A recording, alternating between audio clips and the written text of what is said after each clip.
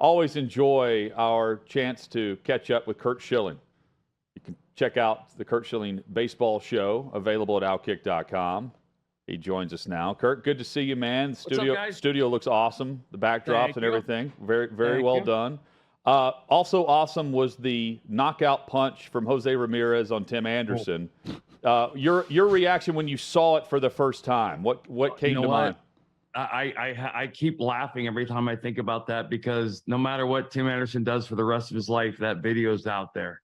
Getting knocked out in front of millions. I mean, I don't care how they're not boxers. And I know if you saw towards the end when they were having to hold Anderson back after he regained consciousness, like I think that was his makeup, like trying to make up for getting knocked out. It was just, and he was out cold. Let's make no mistake about it. When he was going down, he was out.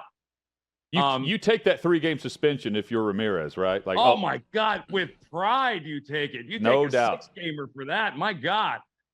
It was just, and there are, I was one of those guys, I was always trying to punch just because I was always first or second on every fight that I was ever in.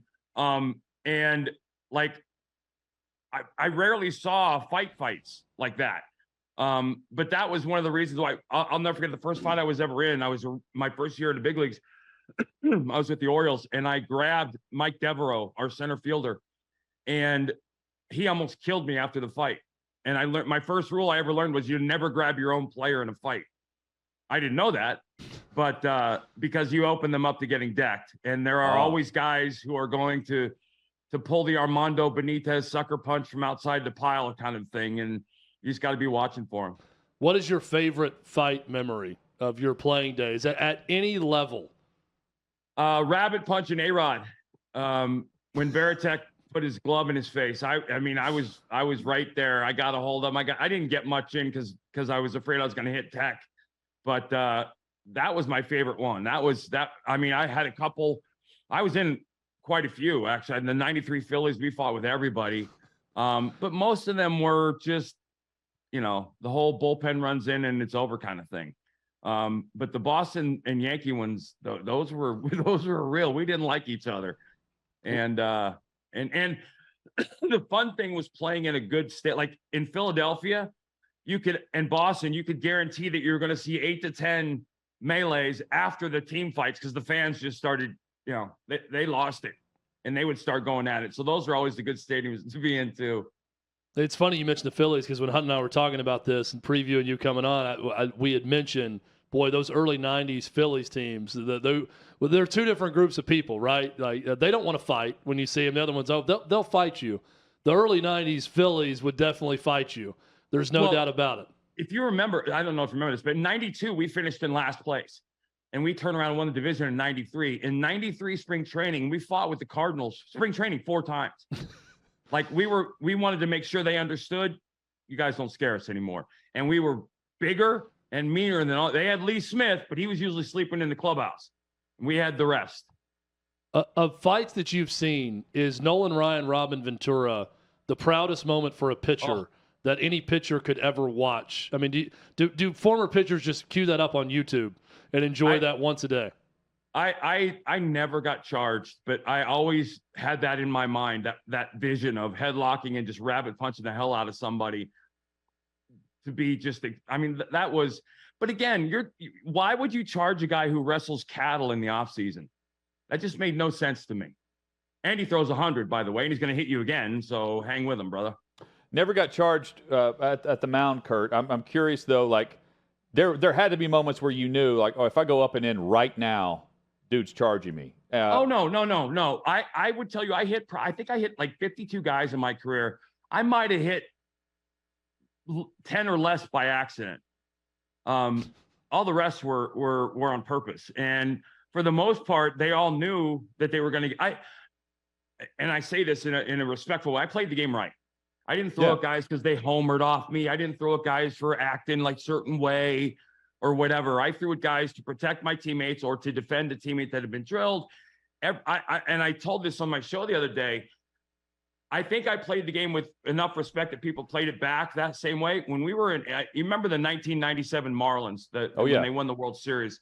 they were a stacked team, and they had Charles Johnson, the catcher, who was young in his career, and Antonio Alfonseca, reliever for the Marlins, had drilled Scott Rowland the inning before after he homered. Jim Leland's managing. Charles Johnson's leading off the next inning. It's late August, September. They're in the playoffs for sure.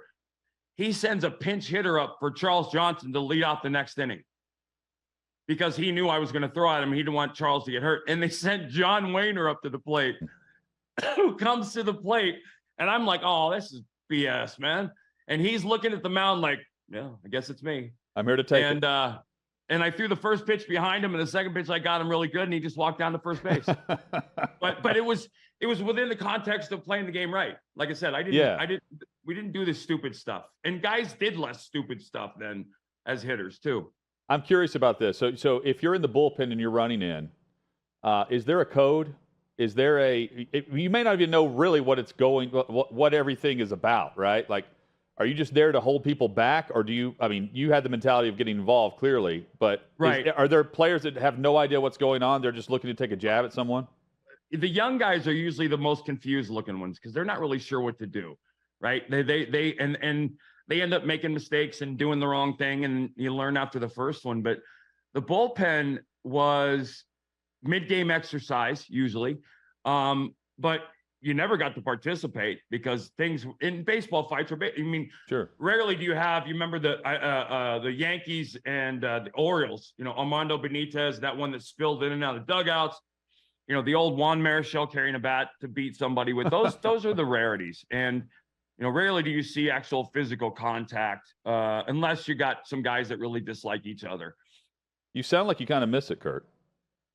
I missed that part of it. That was fun. I got to tell you a true story. I don't know if people. Steve Carlton was a eccentric, to say the least. Black belt, just a no BS guy. And I got into my first big fight, and it was with Eddie Perez of the Braves and Paul Byrd.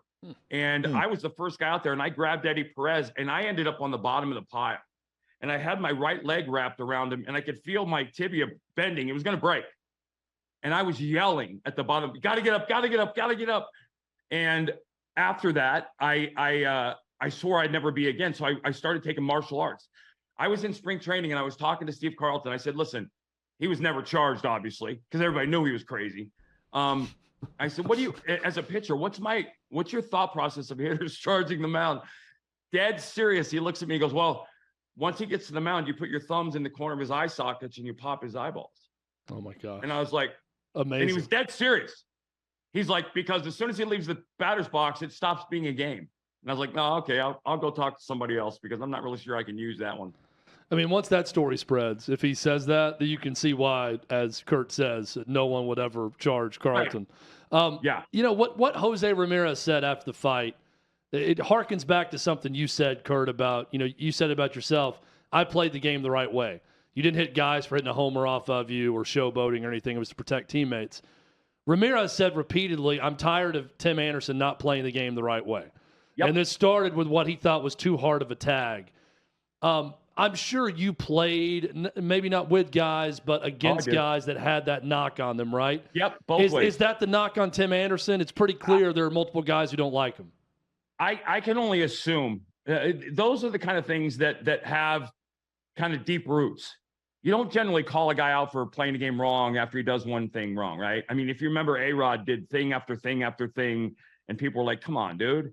This is not the first time I've seen someone comment about Tim and his respect to the game. I'm not really sure what that means, but I know that if you remember on the highlight, I thought that Ramirez reached back to try and get a hand to get helped up, and Anderson just backed off like, beat it, which is fine. It's kind of a Jeff Kent mentality.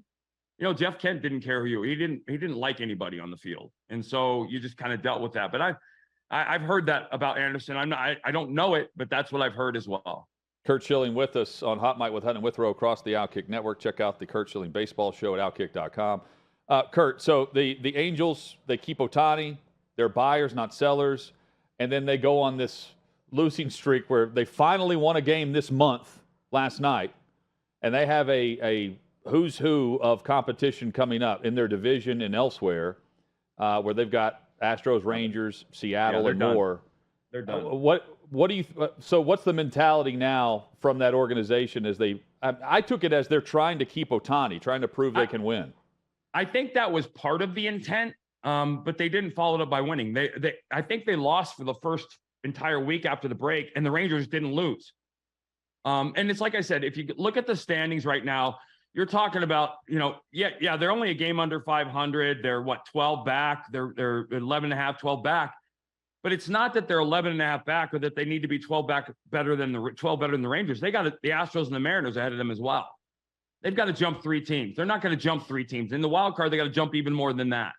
So it's not, it's one thing when you're chasing one team and you can win 10 in a row and they lose 8 of 10 and you gain 8 games or whatever. That doesn't happen when you're chasing 4, 5, or 6 teams. So, I mean, their season effectively ended the week after the break. And it's unfortunate because I think they did try to do some things. But ultimately, it comes down to the players. Ohtani probably is on the bottom of the list of people you'd blame for them being where they are. But the players take the blame here, not anybody else. They've had the talent. You could argue that they haven't gotten the pitching. They tried to get it. I don't think there's any chance he's coming back. And I only say that, I'm going to caveat that by saying I don't know his personal preferences. I don't know how much he loves Anaheim. I think it's hard to hate Anaheim, but I think he's a New York Met next year. Your former team, the Phillies, I feel like is a team that's figuring it out. They're in the second wild card spot right now, and they're 10.5 back of the Braves. I don't think they're going to catch the Braves. But, Curt, what do you think about this team, how they're playing right now? When you look at their roster, they got a chance to really make something happen again. Well, anytime you pop a Nola and a Wheeler out, Aaron might not be having a typical season, but anytime you've got 2 power arms at the top of your staff, October can be an enticing thing. They're 10.5. I don't think anybody's going to catch the Braves, and I think the Braves are the team to beat. I think the Phillies will absolutely be in the mix. They've righted it. I think they're playing a little bit better. Getting Harper back was a big deal. But they're going to have to pitch better. They're going to have to pitch more consistently. And I think, like a lot of the teams at the deadline that made moves, they're going to have to get the back end of their bullpen solidified and get comfortable with that, because those are the painful, enduring losses when you start getting into August and September. Curt Schilling with us. Curt, we've got a couple minutes left here. Have you played for an owner that was so sensitive that they would suspend the broadcaster for simply stating a fact like the Orioles did with Kevin Brown? I got to tell you, I said on Twitter earlier this week, that ownership could F up a 1-car funeral. It is, what Mr. Angelos did to the franchise should have gotten him kicked out of the game, number one. And then you see the team succeeding despite the owners now. They've scouted and drafted as well as anybody in the game in the last 5-10 years. It's a fan base that absolutely deserves a winner. They're a supportive group. I always call them the St. Louis Cardinals of the American League from a fan base perspective. They're smart, passionate. They love their team, and they've been screwed by ownership over and over and over again. And this, you know what? This is just the height of stupidity. But there's no doubt who the owners of the Orioles voted for. Because this is a liberal tactic, is it not? You have control, and someone says something you didn't like, so we're going to shut you up. Yeah, which is just the stupidest thing you could do, especially in front of an intelligent fan base. If this happened in Tampa, would anybody really care? No, they wouldn't. But this guy's and he wasn't even being negative. He was using a negative past record to illustrate how good they are this year. Well.